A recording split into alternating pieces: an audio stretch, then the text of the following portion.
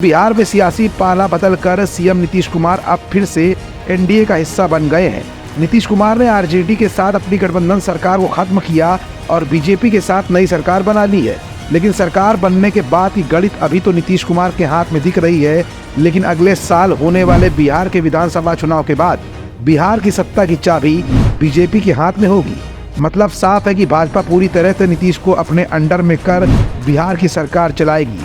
जैसे कि मध्य प्रदेश में मोहन यादव को मुख्यमंत्री बनाकर भाजपा ने यादव वोट बैंक को अपने साथ लाने की कोशिश की है, वैसे ही कुर्मी वोट बैंक को भी अब बीजेपी अपने पक्ष में भुनाने की पूरी कोशिश भी करेगी। राजनीतिक विश्लेषकों का मानना है कि नीतीश कुमार को इस बार ज्यादा आक्रामक बीजेपी का सामना करना होगा, क्योंकि पीएम नरेंद्र मोदी और अमित शाह बिहार जीतना चाहते हैं। बीजेपी नीतीश कुमार के साथ साझेदारी के लिए शायद इसलिए तैयार हुई है क्योंकि वो विपक्षी दलों के गठबंधन इंडिया को नुकसान पहुंचाना चाहती थी।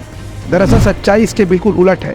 पार्टी से जुड़े लोगों का कहना है कि बिहार में बीजेपी पूरा नियंत्रण अपने पास लेना चाहती है।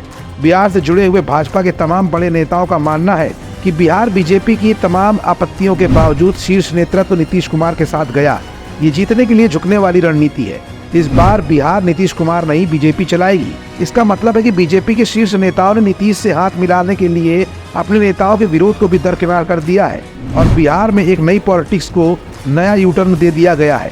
हालांकि मोदी और शाह लोकसभा चुनावों तक नीतीश कुमार के मामले में दखल नहीं देंगे, ताकि चुनावों में बिहार से ज्यादा सीटें हासिल की जा सके। ये बात जरूर है कि बीजेपी ने जो ट्रम्प कार्ड खेला है उसके परिणाम के रूप में बीजेपी इस बार जेडीयू से ज्यादा सीटों पर चुनाव लड़ेगी। 2019 के चुनाव में बीजेपी और जेडीयू 17 सीटों पर चुनाव लड़ी थी। बाकी की 6 सीटों पर लोक जनशक्ति पार्टी ने चुनाव लड़ा था। बीजेपी के नेताओं का मानना है कि इस बार बिहार में पार्टी 20 सीटों पर खुद लड़ेगी और 14-15 सीटें जनता दल यूनाइटेड को दी जा सकती हैं। पार्टी के रणनीतिकारों का कहना है कि लोकसभा चुनाव के बाद बिहार में बीजेपी अपनी पकड़ मजबूत करने की शुरुआत कर देगी, ताकि नीतीश को किनारे किया जा सके। वर्तमान स्थितियां जो बन रही हैं उसमें नीतीश का ये कंप्रोमाइज कहीं न कहीं भाजपा के लिए बिहार में एक बहुत बड़ी जीत भी बन सकता है। नीतीश कुमार 72 साल के हो चुके। नीतीश अपने राजनीतिक करियर के ढलान की ओर है और वो भी बिना किसी मजबूत उत्तराधिकारी के। ऐसे में बीजेपी का ये दांव नीतीश को किनारे करने के लिए बेहद सटीक बैठ गया है। इस वक्त भी बिहार में जनता दल यूनाइटेड की हालत बहुत अच्छी नहीं है।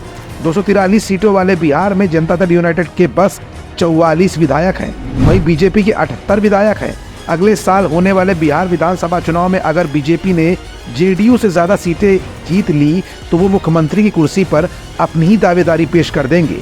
अमित शाह की चाणक्य नीति ने कहीं न कहीं जिस तरह से मध्य प्रदेश में तख्ता पलट किया और यादव समाज को अपने साथ उत्तर प्रदेश में भुनाने की कोशिश की है, ठीक उसी तर्ज पर मजबूत उत्तराधिकारी नीतीश के साथ न होने पर बीजेपी का ये ट्रम्प कार्ड भी निश्चित तौर पर 2024 के लोकसभा चुनाव में बिहार की तस्वीर पूरी तरह से बदल कर रख देगा और इस बदली तस्वीर के कलाकार होंगे अमित शाह। एसकेडी न्यूज के लिए शिखर गौतम के साथ तुषार शर्मा की रिपोर्ट।